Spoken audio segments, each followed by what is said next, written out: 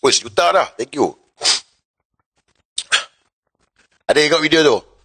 Saya tak curi duit. Bukan main lah, yo. Anwar Ibrahim kan kau tak tahu. Tak curi duit saja dia. Ha? Tak curi duit, konon.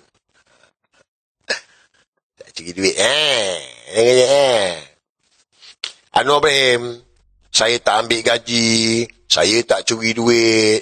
Ni semua Anwar Ibrahim lah. Tapi guys,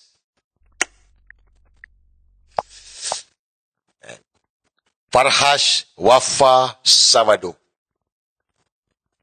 Farhas Wafa Savado bekas setiausaha politik kepada non-kunyit.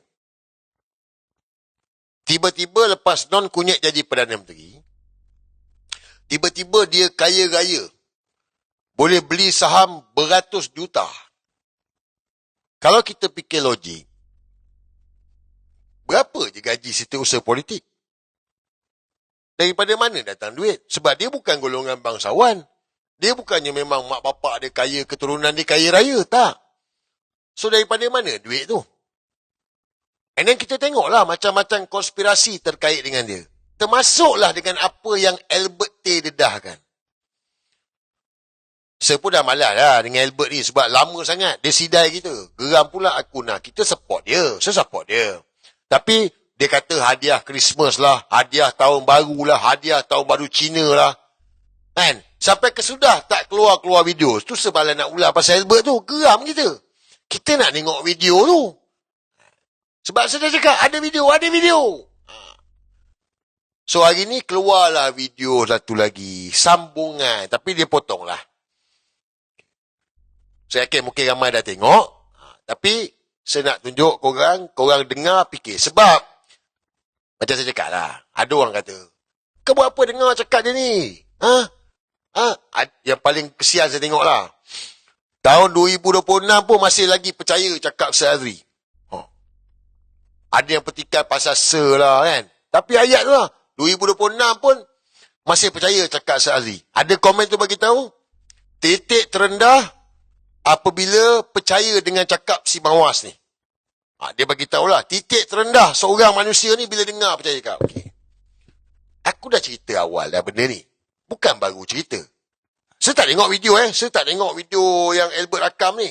Tetapi hari ni apa yang Albert dedahkan, apa yang saya pernah cakap sebelum ni. Kau pergi Afrika buat apa? Kau pergi Afrika buat apa? Dia pergi hantar duit dia. Itu mana ada orang ada duit mari melabur di sini. Tak, dia pergi hantar duit dia semua pergi Afrika. Duit yang dia dah songlat kat sini semua dia hantar pergi Afrika. So Farhas sekarang dah jadi Turkish punya warga negara. Dia pernah hantar semua duit-duit yang Anwar suruh songlat. Farhas. Semua dah jadi citizenship Turki. Pak Anwar, let's say if anything happen, dia akan terus pergi ke sama ada Afrika atau Turki. Farhas sekarang jadi mana? Farhas jadi warga negara Turki. Turki? Siapa bagi tahu tak? Saya tahu lah. Kenapa dia orang mau begitu? Dia songgak-songgak macam ni, sakau-sakau macam ni. Kau sudah umur berapa? Kau boleh hidup berapa tahun lagi? Dia sendiri ada duit bilion tau.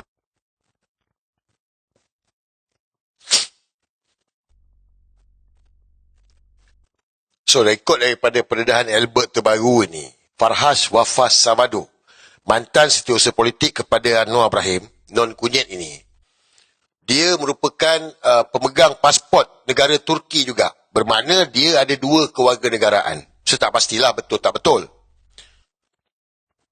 Dia simpan duit-duit dia di Afrika.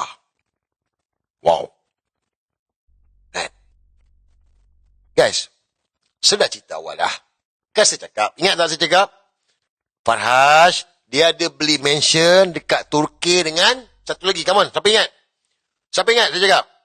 Dia ada buat mansion, beli mansion, dia dah standby nak lagi di Turki dengan satu lagi mana?